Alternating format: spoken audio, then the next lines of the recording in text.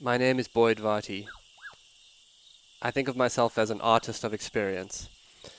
My passion is to create transformational experiences for myself and others as a way to explore what it means to truly live.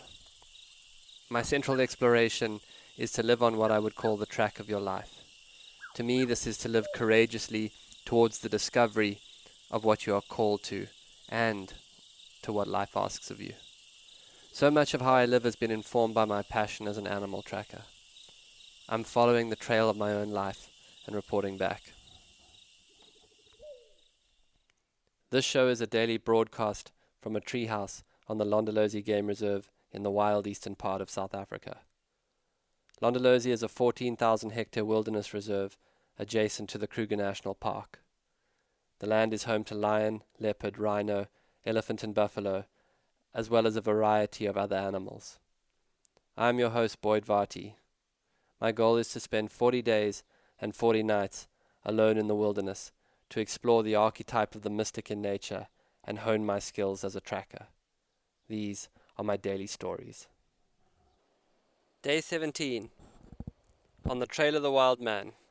Journal entry. A sighting of a porcupine just after dark in the torchlight. A creature with tremendous confidence in himself. I've seen his tracks every day on the entry road, so to see him in person had a wonderful feeling of meeting someone who you've been hearing about for a while. There is also a young kudu that I have seen that is moving between the upper thickets and the river's edge. Gangly, huge ears. Brings to mind images of gawky teenagers. But to look at this creature in late afternoon light is to see a certain freshness of life. Yesterday I walked out onto the clearings at sunset. I find my way to a little elevation and turn my eyes to the west. Something about the horizon helps me. In the camp I have a strange sadness that comes on me at dusk, but passes as night arrives. The trees all around feel too tight, and it seems to amplify aloneness. But on the hill there is the most ancient hope of a horizon. 10 giraffes fed in the clearing below as birds found their roosts. The scene was so soft, and with the graceful movements of the giraffe, it was as if the world was in slow motion.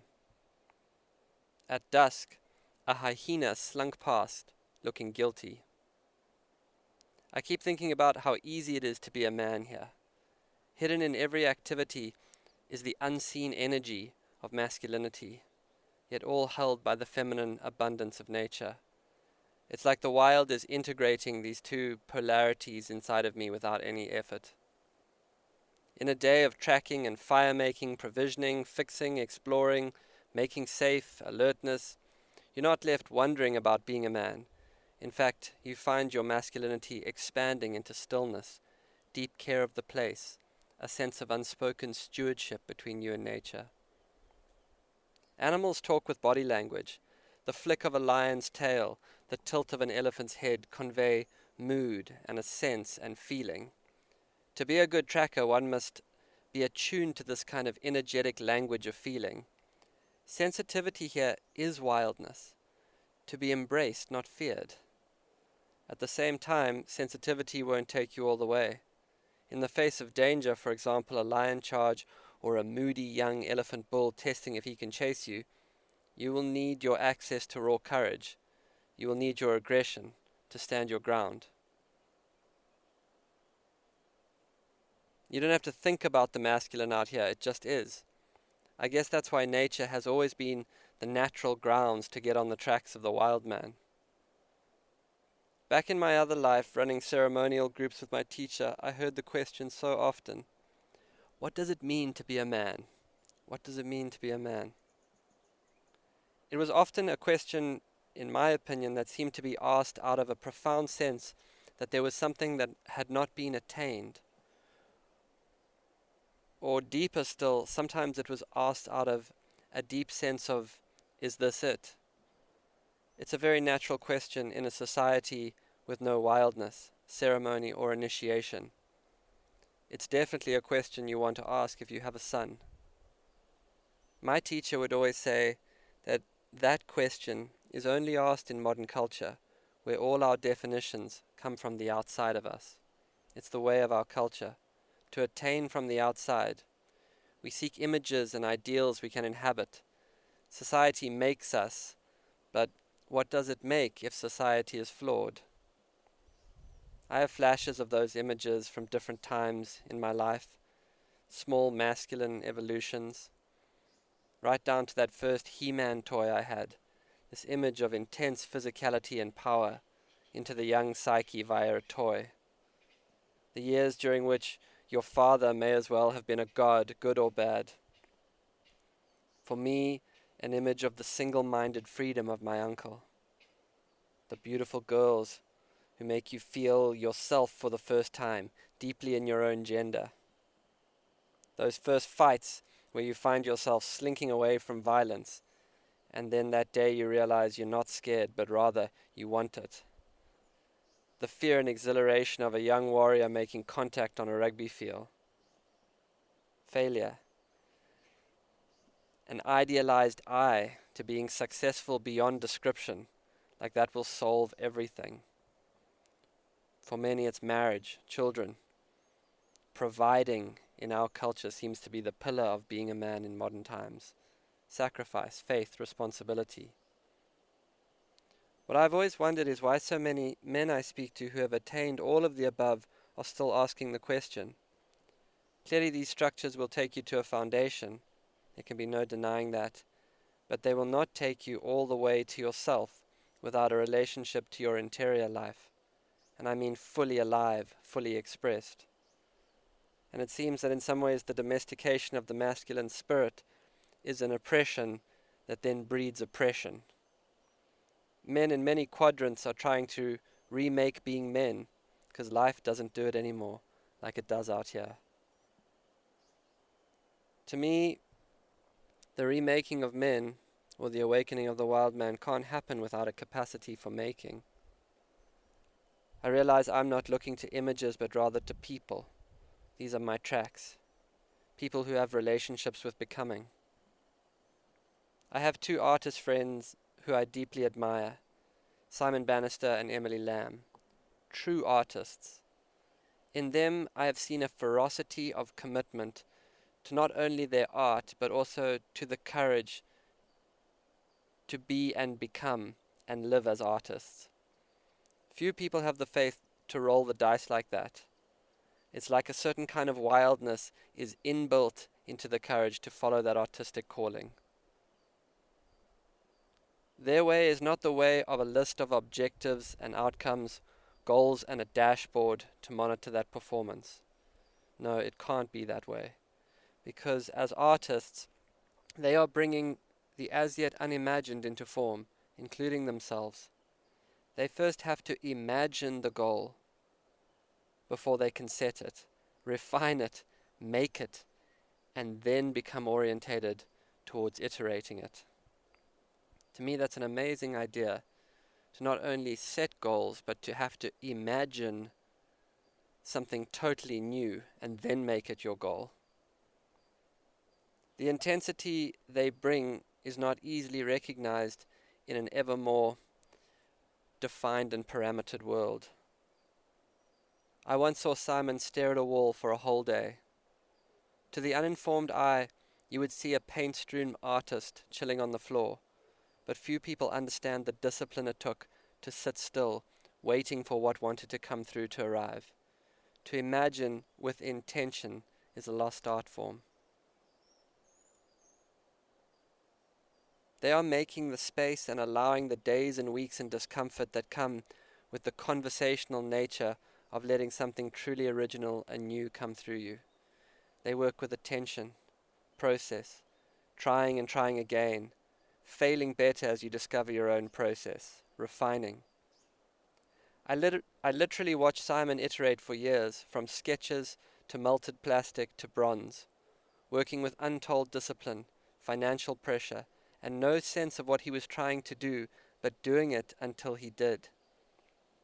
Emily had to have romances with wild places, Luangwa Valley, Mana Pools, Londolozi.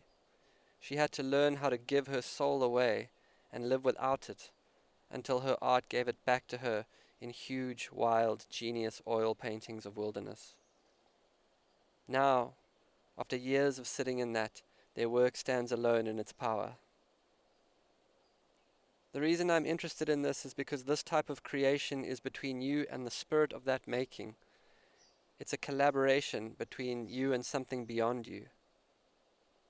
I understand in life that there are many ways to go, but for me, right now in the realms of awakening the wild man whilst in this tree, the way of the artist, the ability to go inward to the as yet undefined and outward to the spirit of life and alchemize in some ways those two currents is the closest thing to a map I've seen.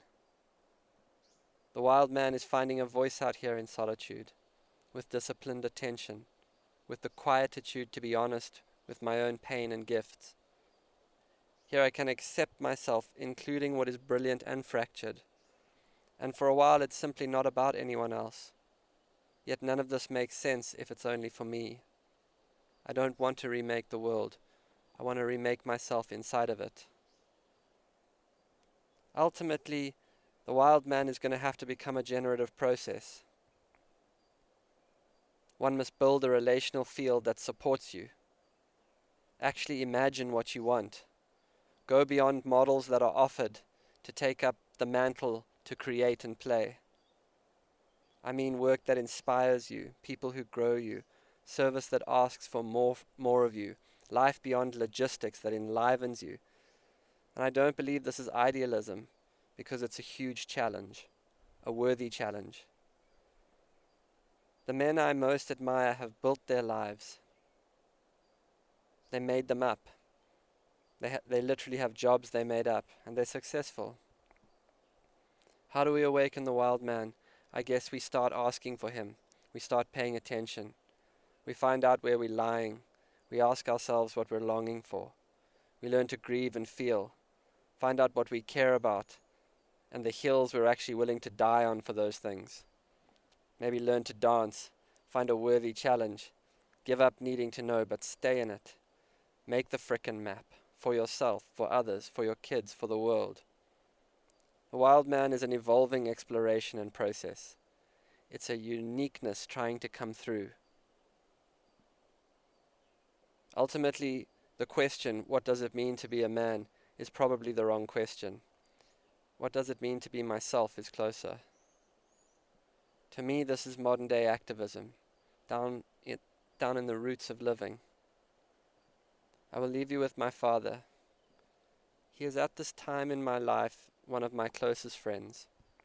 You know that old adage, my father doesn't get me? Mine is the opposite. Sometimes I think he might be the only person who gets me. Growing up, my father was all go. His father had died when he was 15, and to stay ahead of that devastation, he got busy. He created things from nothing. He was a world builder. His capacity to create was phenomenal. But when he slowed down, that grief would start to knock. So he just never slowed down. Because he never slowed down, he could never actually let the joy of what he had created in. I speak from my own perception. Being around him was to be in a cult of activity without feeling.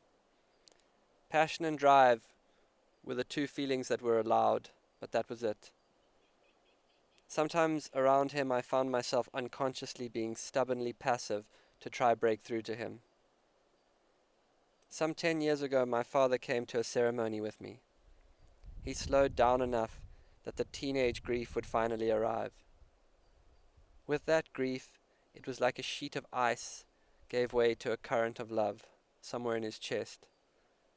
Intensity came into balance with stillness. His identity and role as a man gave way to presence. That's the arrival of the wild man. The pain as a door to more life.